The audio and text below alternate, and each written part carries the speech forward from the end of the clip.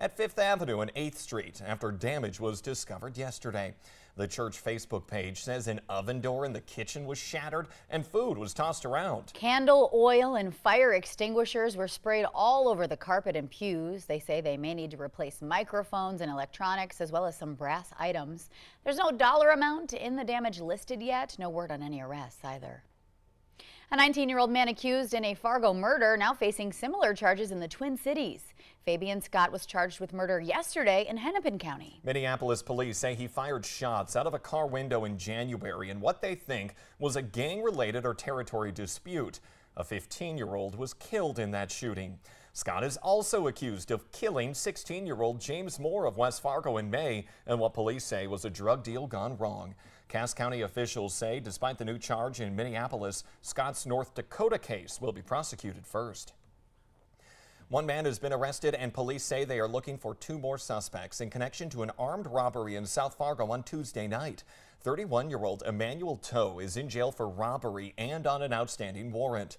Police say 3 people entered the Arbors apartment building on 23rd Street South around 8:30 Tuesday night, threatened the tenants with guns, and then robbed them. The victim says those men stole $2,000, his phone, his driver's license, and even his car, which then had 2 handguns inside of it, one of which has a suppressor on it.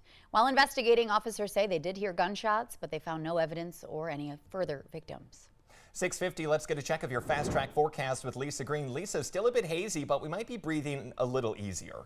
Yes, good morning. Yeah, the wildfire smoke is lifting a little bit more. It's still out there, but better than it's been in the last couple of days. And replacing that for visibility problems is the fog that's developed across a good portion of the valley. You can see some haze right now in that foggy situation in Fargo at the moment. And taking a look at our visibility, there is varying conditions out there. Devil's Lake's doing just fine at 10 miles for visibility, but then we've got Thief River Falls at a 1/4 mile visibility. Grand Forks is at 2 miles. And that northeastern part of our viewing area into northwest Minnesota, that's a place where we've been more on that foggy side where the wind has been quite light. So Roseau's at less than 1 mile visibility. We're seeing improvement in Bemidji. We were a lot lower. We're at 1.25 miles there. Park Rapids farther south at a 1/4 mile. And check out the Southern Valley. Another area where we're struggling is over in Wahpeton, stretching back over to Gwinner.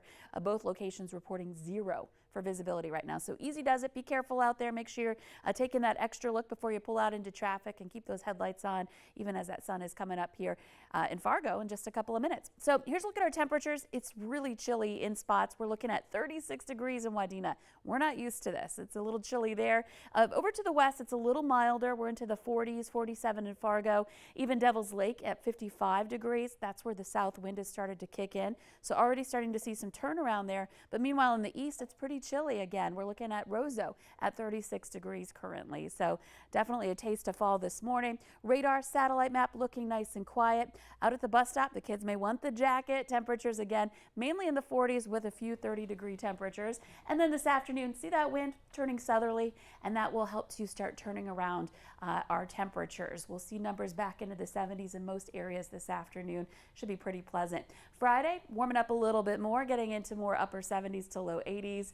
And then our next chance for rain comes Friday night, overnight, and into the day on Saturday with some 70s ahead for the weekend.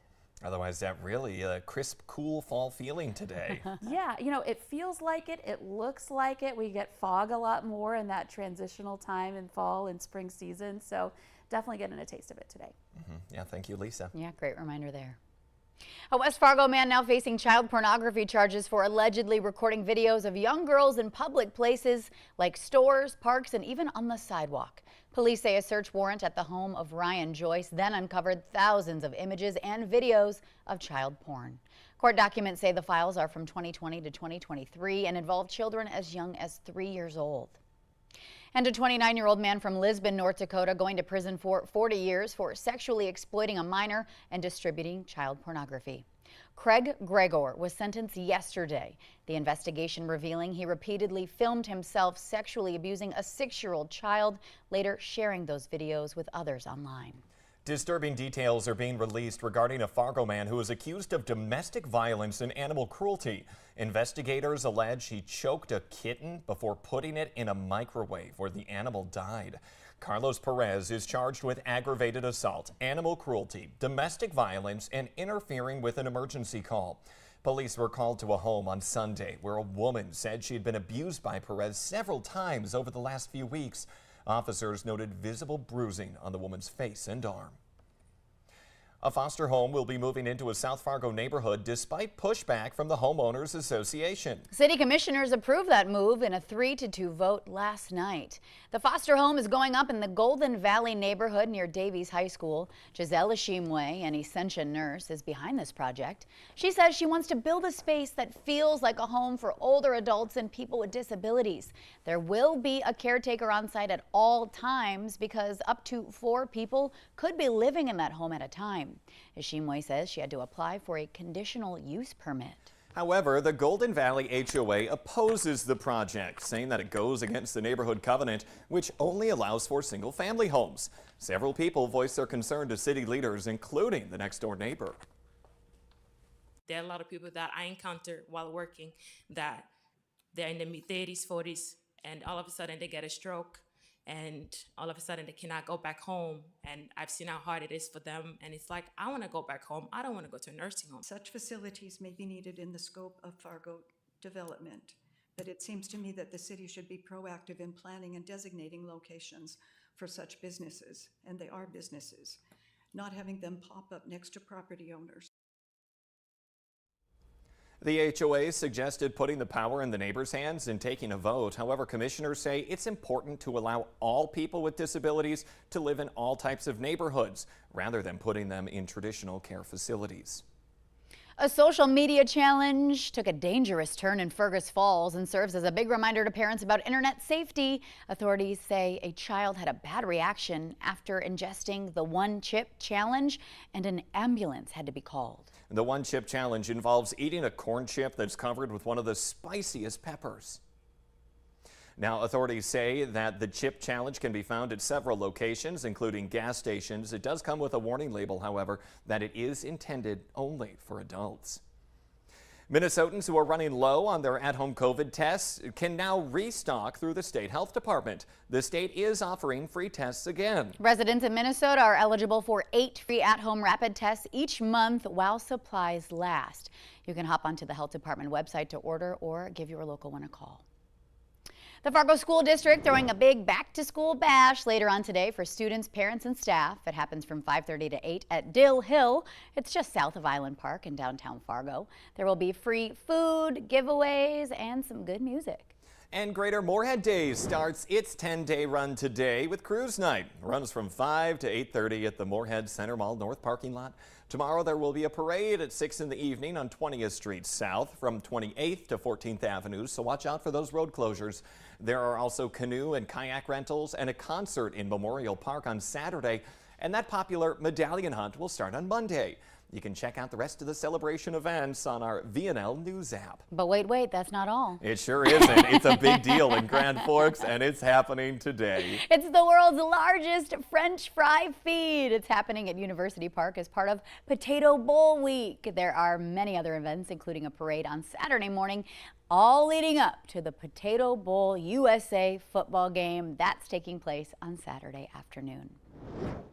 And today you can enjoy some delicious chili and some chocolate dessert in order to help women in need. We're talking about the YWCA Cast Clay Chocolate Fantasy fundraiser happening from 11 a.m. to 2 this afternoon at the Delta by Marriott in Fargo. A ticket is $20. It gets you unlimited chili and desserts provided by area restaurants and bakeries. Now you'll see Ashlyn and myself serving at 11 o'clock today. Stop by and say hello to us. We'd love to meet you. Now, if this doesn't make you all hungry after we just talked about the food festivals all happening here, it's going to be a good time. Anyway, if you do come out today and support the YWCA, that money will go to providing services to women and children that are escaping abuse. The Boss is taking an unexpected breather and canceling his September shows, citing doctor's orders. Bruce Springsteen says on his website that he is postponing shows for the remainder of the month while he is treated for symptoms of a peptic ulcer disease. The disease causes ulcers in the stomach or small intestine. It can cause heartburn, nausea, and even stomach pain. A Florida man facing federal criminal charges after being stopped on what he claimed was his attempt to journey across the Atlantic Ocean to the UK. And yep, you see it there, a human-sized hamster wheel. Luckily, he was intercepted by the U.S. Coast Guard last week. Yeah, a court filing alleges the man claimed to be armed and threatened to cause harm to himself and others before he was taken into custody. We do not recommend that at home. The Today Show and CBS Mornings are just about to start, but the Valley Today rolls on. Yeah, more live up-to-the-minute news and weather coming up right now on the Fargo CW. If you're heading out the door, though, warm yourself up. Stay safe and take care. We're so glad you could join us. My name is Ashlyn Hill. And I'm Jordan Schreier. Have a great Thursday, everyone.